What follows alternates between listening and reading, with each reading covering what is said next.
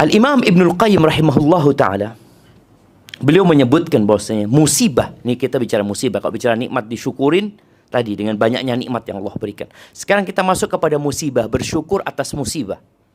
Beliau mengatakan al-musibah allati tahullu bil abdi. Musibah yang menimpa hamba itu walaysa lahu hilatun fi daf'iha, dan dia tidak punya kemampuan untuk menolak bala tersebut. Kan ada bala yang kita nggak bisa tolak, sudah ya apa? Ada seorang perempuan yang diceraikan sama istri, padahal dia nggak ingin. Oh, masya Allah, sama suami sama istri. Diceraikan sama suaminya, padahal si dia masih ingin tetap sama suaminya, tapi suaminya nggak mau. Selamat tinggal sudah. Ingat kisah Ummu Zara ya? Ummu Zara yang Aisyah cerita radhiyallahu anha kepada Nabi SAW tentang 11 laki-laki. Laki-laki yang pertama seperti ini, kedua, ketiga, keempat, sampai yang ke-11. Abu Zara. Ummu Zara ini cinta sama Abu Zara. Tapi subhanallah, suatu hari Abu Zara melihat seorang janda punya anak 2. Dinikahin janda ini, diceraikan istrinya. Tapi Ummu Zara subhanallah, dia tidak pernah lupa dengan kebaikannya Abu Zara. Sampai ketika Ummu Zara nikah lagi, dia dapat musibah dia.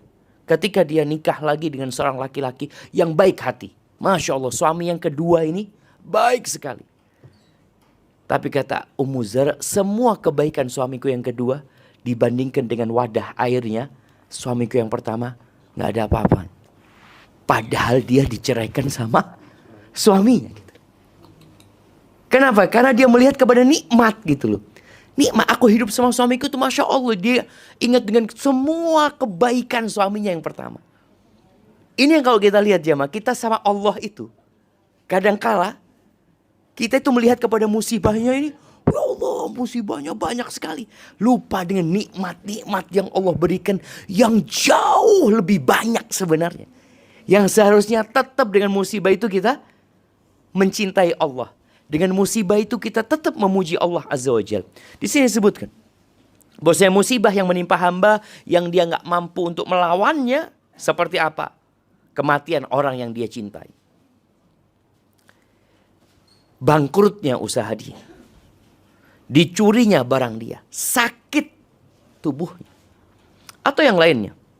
Fa inna lil abdi fiha arba' maqamat. Ada 4 makom hamba dalam musibah ini jemaah. Makom yang pertama, makamul ajiz. Kedudukan orang yang lemah atau orang yang bodoh. Apa kedudukan yang pertama ini? Makamul jaza' wasyaqwa wassakhat. Dia marah sama Allah. Dia mengeluarkan kata-kata yang tidak pantas. Dan ini tidak dilakukan kecuali oleh orang yang akalnya sedikit, agamanya sedikit, dan akhlaknya nggak ada. Ketika dikasih musibah, tahu-tahu marah-marah sama Allah. Yang ada mengadu, mengeluh, merintih kemana-mana. Makom yang kedua, maqamus sabr. Sabar. Sabarnya orang itu 2 loh, kita lihat tuh. Ada yang sabar lillah. Ada yang sabar karena pandangan manusia. Atau karena muru'ah ya. Karena kepribadian dia, dilihat orang atau gimana. Karena kita melihat ada orang non-muslim sabar. Kita ngelihat, masya Allah sabar ya wong kiyo. Padahal nggak beriman dia. Ya karena dia jaga apa? Image dia seperti itu. Itu yang kedua dan ini wajib. Jadi sabar itu wajib. Makom yang ketiga kata beliau, makomur ridho. Makom keridhaan. Ridho. Nerimo. Kalau sabar itu nahan diri ya. Perbedaan sabar sama ridho. Orang yang sabar itu nahan diri, dia tahu aku nggak boleh berbuat ini, aku nggak boleh kayak gini. Jadi dia belum nerima, tapi dia sabar, nahan dirinya. Yang ketiga ini makom ridho, dan ini lebih tinggi daripada sabar makomnya. Apakah wajib orang ridho? Ada khilaf di antara para ulama. Yang disepakati para ulama makom sabar. Sabar itu menahan diri dari mengucapkan sesuatu yang dimurkain Allah, sesuatu yang bertentangan dengan akal manusia, atau berbuat sesuatu yang tercela. Seperti orang kalau kena musibah tahu-tahu teriak-teriak.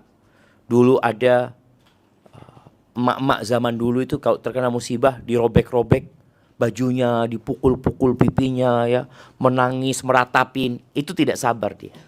Tapi orang sabar nahan diri, dia mau melakukan itu. Bahkan ada orang yang kena musibah kepingin bunuh diri ya, ada. Dia ingin, Masya Allah, anak punya bibi rahimahullah, dia cerita. Dia pernah kena satu musibah, capek dia. Dia cerita, Syafiq, Halewo waktu itu sudah berdiri di atas jembatan. Dia cerita, jembatan di bawahnya itu bukan sungai, tapi rel kereta api. Sudah lihat-lihat banyak orang lewat waktu itu, kata dia.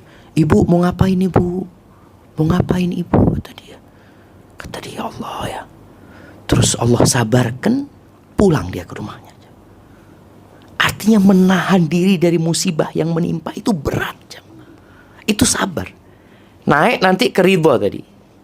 Kemudian makom yang keempat itu maqamus syukur. Orang itu bersyukur atas musibah yang menimpa dia. Dia sudah memandang bala itu nikmah. Dia sudah melihat itu. Fayashkurul mubtali alaiha. Dia sabar, ridho, dan kemudian bersyukur jemaah atas bala yang Allah berikan kepada dia. Imam Ibnu Qayyim mengatakan ada 4 makom hamba dalam menghadapi suatu musibah. Makom yang pertama yaitu kedudukan orang yang lemah, yaitu marah pada Allah, mengeluarkan kata-kata yang tidak pantas ketika mendapatkan musibah. Ini harus dilakukan oleh orang-orang yang sedikit akal. Yang kedua, sabar. Ini wajib. Yang ketiga, ridho. Ini dipersepsikan oleh para ulama. Dan yang keempat adalah bersyukur. Itulah 4 makom, 4 tingkatan jika seseorang hamba menghadapi suatu masalah. Semoga bermanfaat. Barakallahu fiik.